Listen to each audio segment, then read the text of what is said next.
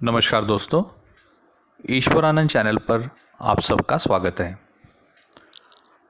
दोस्तों, आज हम एक अलग विषय पर बात करेंगे जो आज की घड़ी में अत्यंत महत्वपूर्ण और आवश्यक है। आज हम जानेंगे कुल देवता, कुल देवी, ग्राम देवता, इष्ट देवता, वास्तु देवता के बारे में। साथ ही में अपने पुरखों को याद करना चाहिए, उसका क्या कारण है और उसके साथ होने वाले लाभ और हानि के संबंध में। तो अब सबसे पहले शुरुआत करते हैं अपनी कुलदेवी और कुल देवता के बारे में। दोस्तों, अपने कुलदेवी और कुल देवता के बारे में अगर आपको पता है तो आज की घड़ी में जैसे हम देखते हैं कि लोग बहुत ज़्यादा बिज़ी हो गए हैं, जिसकी वजह से इन चीज़ों के ऊपर बहुत ज़्यादा ध्यान नहीं देते हैं। तो मैं आपको इतना ही बताना चाहूँगा कि कुल देवी और कुल देवता, इसके नाम से ही आप जान सकते हैं कि ये आपके संपूर्ण कुल है जो होता है उसके देवता होते हैं। तो अगर आप इनको याद नहीं करेंगे तो ये आप पे रुष्ट होंगे या तो फिर आपको इनका आशीर्वाद प्राप्त नहीं होगा। तो आपके हर काम जो होते हैं, जो भी काम हो, वो करने से पहले अगर इनका स्मरण आप करेंगे तो आपको जो उसका फ़ायदा होगा वो बहुत ज़्यादा होगा, या आप कह सकते हैं दुगना होगा। या तो फिर अगर नुकसान होने वाला होगा आप किसी भी चीज़ में, तो उसका नुकसान या तो कम से कम होगा या तो आप उस होने वाले नुकसान से बच सकते हैं। तो हम क्या करें जिस वजह से हम अपने कुल देवता और कुल देवी को प्रसन्न करें। तो लोगों, आपको बहुत ही छोटी चीज़ करनी है कि आप साल में अपने पूरे परिवार के साथ अपने कुल देवी या कुल देवता के दर्शन आपको करने हैं। और पूरे परिवार के साथ, मतलब आपके परिवार में जितने लोग होंगे उनके साथ आपको जाकर अपने कुल देवी और कुल देवता का दर्शन लेना है और उनको तहे दिल से ये प्रार्थना करनी है, हे कुल देवता या हे कुल देवी, आपका आशीर्वाद हमारे पूरे परिवार पर, हमारे सारे कामों पर हमेशा रहे। हम जो भी काम करें उसमें आपका आशीर्वाद प्राप्त हो और आप हमेशा हम अपनी चरणों में हमें स्थान दें। ऐसा करने पर आपकी कुल देवी और कुल देवता आपके ऊपर प्रसन्न रहेंगे हमेशा। अब ये सबसे ज़्यादा ज़रूरी है, क्योंकि बहुत बार ऐसा होता है कि हम कोशिश करते हैं किसी भगवान की अगर हम पूजा करते हैं, फिर वो कोई भी रूप में हो, तो बहुत बार होता है कि हम कहते हैं कि नहीं, हमारी कोई सुन नहीं रहा है। लेकिन अगर आपके कुल देवी और कुल देवता का आशीर्वाद आपके साथ है तो आपको कोई भी चीज़ की तकलीफ़ नहीं होगी। बहुत बार ऐसा होता है कि लोग कहते हैं कि नहीं, हमने तो सारी चीज़ें की हैं लेकिन फिर भी हमें तकलीफ़ हो रही है। तो आपको ये सोचना है या इस चीज़ का आनंद मनाना है कि शायद इससे बहुत ज़्यादा हमारा नुकसान होने वाला होगा, जिसको हमारे कुल देवता या कुल देवी के वजह से ये जो नुकसान है वो कम हुआ है, हमें कम हानि हुई है।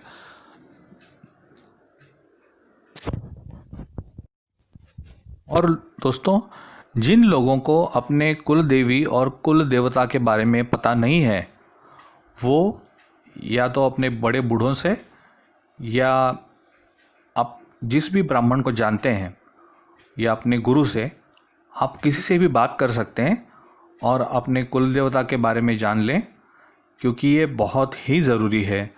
और फिर भी अगर कोई भी चीज़ें आपके लिए पॉसिबल नहीं है, जैसे आप घर में कोई बड़े बुजुर्ग या अगर नहीं है, या तो फिर आप किसी ब्राह्मण या गुरु को नहीं जानते हैं कि जो ये बता सके, फिर आपको बस एक ही काम करना है, श्री कृष्ण जी को अपना कुल देवता और महालक्ष्मी माँ को अपनी कुल देवी मानकर उनको ही आपको उनके शरण जाना है और उनसे ही आपको कहना है कि हमें अपने कुल देवता और कुल देवी के बारे में कुछ पता नहीं है, तो हम आपको ही अपने कुल देवता और कुल देवी के स्थान पर मानकर नमन करते हैं। आपका आशीर्वाद सदैव हमारे कुटुंब, हमारे परिवार पर रखें। ऐसा करने पर अगर आपको कुल देवता या कुल देवी पता नहीं है, फिर भी उन तक आपका जो नमस्कार है वो वहाँ तक पहुँच जाएगा। दोस्तों, अब बात करते हैं ग्राम देवता के बारे में। अब बहुत लोगों को ग्राम देवता का सही मतलब नहीं पता, तो मैं बता दूं, ग्राम देवता मतलब अपने पुरखे जहाँ रहते थे उस गांव के जो भी देवता हैं, देव हैं, देवी हैं, उनको कहते हैं ग्राम देवता। तो आपको जब समझो आप हमेशा जाते होंगे तो बहुत अच्छी बात है, लेकिन अगर नहीं जाते हैं तो आपके शादी के बाद आपको ज़रूरी है कि शादी के बाद इमीडिएटली सबसे पहले आपको जैसे कुल देवता और कुल देवी के दर्शन करने हैं, तो उसी के साथ अपनी जो धर्मपत्नी होंगी उसके गांव जाकर उनके ग्राम देवता को और अपने गांव जाकर अपने ग्राम देवता को प्रणाम करें, दोनों मिलकर, ताकि आपके गृहस्थ जीवन में उनका आशीर्वाद आपको प्राप्त हो और वो हमेशा आपके साथ रहें। दोस्तों, अब हम जानेंगे अपने इष्ट देवता के बारे में। अपने इष्ट देवता वो होते हैं कि जो या तो आपके कुल देवता या कुल देवी से अलग होते हैं, जिनको आप मानते हैं। वो या तो साधु संत होते हैं, या जैसे हम कहते हैं कि अपने कुल देवता अगर महादेव जी के कोई अवतार हैं और आपके इष्ट देव श्री कृष्ण भगवान के कोई अवतार हैं, जो मतलब आपके कुल देवता से अलग हैं, वो हो गए आपके इष्ट देवता। तो उन इष्ट देवता का भी आपको स्मरण करना ज़रूरी है। लेकिन अगर आपको वो भी पता नहीं है तो आप अपने कुल देवता और कुल देवी का स्मरण करेंगे, उससे बेहतर कुछ हो नहीं सकता, क्योंकि उनका आशीर्वाद सबसे ज़्यादा इम्पोर्टेंट है। दोस्तों, अब जानेंगे अपने वास्तु देवता के बारे में। ये सबसे महत्वपूर्ण बात है, इसको ध्यान से आप सुनिए।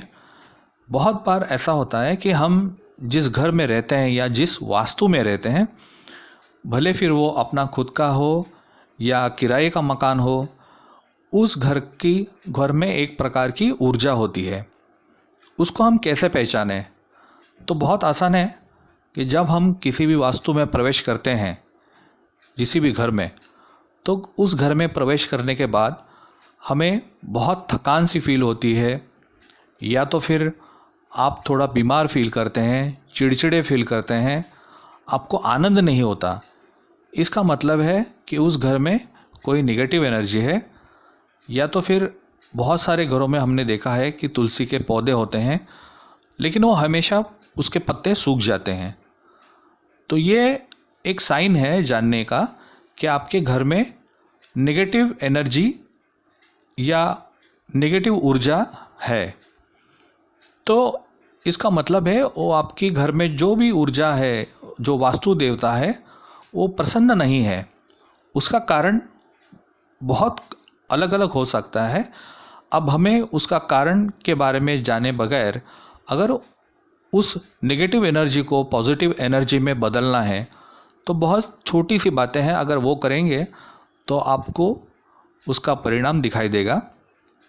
जैसे कि हम जब भी पूजा करते हैं, फिर वो सुबह हो या शाम हो, उस वक्त आपको ऐसा करना है कि जैसे कापूर होता है, कापूर आरती और घंटी जो होती है, आप कापूर आरती लेंगे, दूसरे हाथ में आपने घंटी है, पूरे सारे घर में आप सारे कोने में, फिर वो बेडरूम हो या आपका हॉल हो, किचन हो, सारे घर में ये आपको लेके जाना है जो कापूर आरती है, और साथ में घंटी का भी आपको नाद करना है, जिस वजह से आपके घर में जो भी नेगेटिव एनर्जी है वो घर से बाहर चली जाएगी। और अगर आपको पॉसिबल हो तो जो गोमूत्र होता है, आप गोमूत्र किसी भी बर्तन में लेके वो गोमूत्र के 2-3 बूंद उसमें ऐड करेंगे।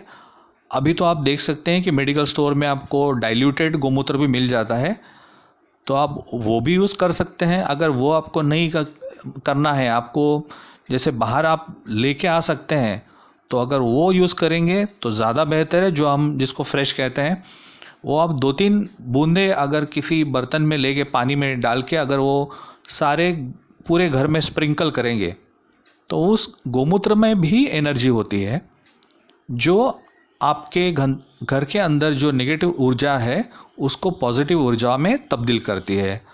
उसके बाद ही और एक चीज़ आपको करना है कि तुलसी के जो पौधे हैं, आप जैसे मैंने आपको बताया, अगर उसके पत्ते सूखते हो तो आपको जैसे ही सूखने लगे आपको पता है ये नेगेटिव एनर्जी है, तो उसके बाद ये सारी चीज़ें करने के बाद या दोनों चीज़ें करने के बाद आपको उस तुलसी के पौधों को भी चेंज करना है। क्योंकि आपको ये बहुत इमीडिएट साइन है कि आपको पता चले कि आपके घर में ये जो नेगेटिव एनर्जी है, नेगेटिव एनर्जी के बहुत सारे परिणाम होते हैं कि उस घर में आप देखेंगे कि लोग ज़्यादातर बीमार रहते हैं, या तो फिर घर में हमेशा झगड़े होते हैं, या तो गलत फहमी बहुत होती है, बहुत सारी चीज़ें, मतलब आप सोच नहीं सकते ऐसी सारी चीज़ें होती हैं उस घर में। तो ये साइन है आपको जानने का कि उस घर में नेगेटिव एनर्जी है, तो उसको आपको पॉजिटिव में चेंज करना है। जैसे मैंने बताया, ये 2 चीज़ें करके, कपूर आरती, घंटानाद और गोमूत्र का स्प्रिंकल करके। उसके बाद ही और एक चीज़ भी है, आप जिस भगवान को मानते हैं उस भगवान का आप जैसे जाप करेंगे, तो कोशिश करिए वो जाप आप जब करें तो कंठ से हो, मतलब वो आपके पूरे बॉडी में उसका वाइब्रेशन आपको फील होना चाहिए, ताकि वो जो वाइब्रेशन है आपको भले वो नहीं दिखे, लेकिन वो वाइब्रेशन पूरे वास्तु में उसका संचार होता है और जो नेगेटिव एनर्जी है उसको घर के बाहर निकालने के लिए आपको मदद करती है। तो आपका मंत्र जाप हो या तो आपका स्तोत्र पठन हो, आपके भगवान की पूजा हो, ये बहुत ज़रूरी है। अगर पॉसिबल हो तो आप शाम को जब दिया लगाएं तो घी का दिया लगा सकते हैं। अगर रोज़ पॉसिबल नहीं है तो हफ्ते में 1 बार घी का दिया जलाएं, क्योंकि घी में भी शक्ति होती है जो हमारे घर के नेगेटिव एनर्जी को पॉजिटिव एनर्जी में तब्दील कर सकती है। तो ये हुई हमारी वास्तु देवता के बारे में। अब हम जानेंगे अपने पूर्वज के बारे में। दोस्तों, आज जिस तरीके से हम अपनी लाइफ को जी रहे हैं, आप भी जानते होंगे कि शायद हमें अपने मम्मी डैडी पता है, लेकिन दादा दादी के बारे में शायद ही हमें पता होगा। अगर दादा दादी के बारे में पता है तो हमारे जो नाना नानी है या तो फिर परदादा हैं, परदादी हैं, उनके बारे में नहीं पता है। तो इसलिए ज़रूरी है कि जब आपके दादा दादी हैं तो आपने उनसे अपने परदादा परदादी के बारे में बात कर लेनी है, उनके बारे में जान लेना है, या तो फिर अपने पिताजी से या माँ से आपको बात करके उनके बारे में जान लेना है। ये बहुत ज़रूरी होता है। सबसे पहले तो हर घर में आप सबका आपस में बात करना बहुत ज़रूरी है। उससे क्या होता है कि आपकी जो परंपराएं हैं, जो ट्रेडिशन है, वो हर जनरेशन को पास ऑन होते रहता है। मतलब एक जनरेशन से, एक पीढ़ी से अगली पीढ़ी तक वो जाना चाहिए। अब जिस तरीके की लाइफ हम जी रहे हैं उसमें ऐसा हो रहा है कि हम ऑफिस जाके घर आकर खाना खाकर सो जा रहे हैं और उसके बाद नेक्स्ट डे फिर वही, जिस वजह से हम शायद अपने परिवार के साथ बैठकर बात नहीं करते। जो करते होंगे, मैं सही में उनको बहुत बहुत धन्यवाद करता हूँ उनका, कि वो बहुत अच्छी चीज़ कर रहे हैं। ये होनी चाहिए, क्योंकि अगर हम अपने पूर्वजों के बारे में, अपने परंपरा के बारे में अपने अगली पीढ़ी को नहीं बताएंगे तो अगली पीढ़ी, उनको पता कुछ भी नहीं होने के कारण कुछ भी फॉलो नहीं करेगी। तो ये सारी चीज़ों से बचने के लिए आपको सारी परंपराओं के बारे में अपने जो पीढ़ियां हैं, मतलब ये नई पीढ़ी है, इनको बताना बहुत ज़रूरी है। और अपने पूर्वजों के बारे में क्यों बताना ज़रूरी है? क्योंकि अगर आप अपने पूर्वजों को याद करते हैं तो उनका आशीर्वाद भी आपके साथ होता है। क्योंकि बहुत बार ऐसे भी होता है कि कोई पूर्वज ऐसे होते हैं जिनका अकाल मृत्यु हो, या तो फिर बहुत वेदनादायी जिनका मृत्यु हुआ हो, तो वो एक ऐसे होते हैं कि जिनके वजह से आपके काम थोड़े धीमे हो, या तो बहुत सारी तकलीफ़ें हो सकती हैं आपके परिवार में, ताकि वो बस इतना ही चाहते हैं कि आप उनको याद करें। उनका किसी का मतलब पूर्वजों का यही नहीं होता कि आपको तकलीफ़ दें, उनका मतलब सिर्फ इतना होता है कि आप उनको याद करें। बहुत बार ऐसा होता है कि हमें पता ही नहीं होता कि हमारे पूर्वज कौन हैं, तो ऐसे वक्त में आपको ये करना है कि आप जब भगवान की अपने पूजा करें तो उस वक्त अपने पूर्वजों को याद करके उनको ये कहना है कि हमें पता नहीं है आपके बारे में, लेकिन अगर हम आपको नहीं जानते फिर भी हम आपको प्रणाम करते हैं, आपको याद करते हैं और आपसे निवेदन करते हैं कि आपका आशीर्वाद सदैव हमारे पूरे परिवार के साथ रहे और हमारे सारे कामों में आप हमें यश प्राप्त करने में सहाय करें, और हम आपको कभी नहीं भूलेंगे। तो ये सारी चीज़ें होती हैं दोस्तों, ये आपको बहुत फ़ायदेमंद करती हैं।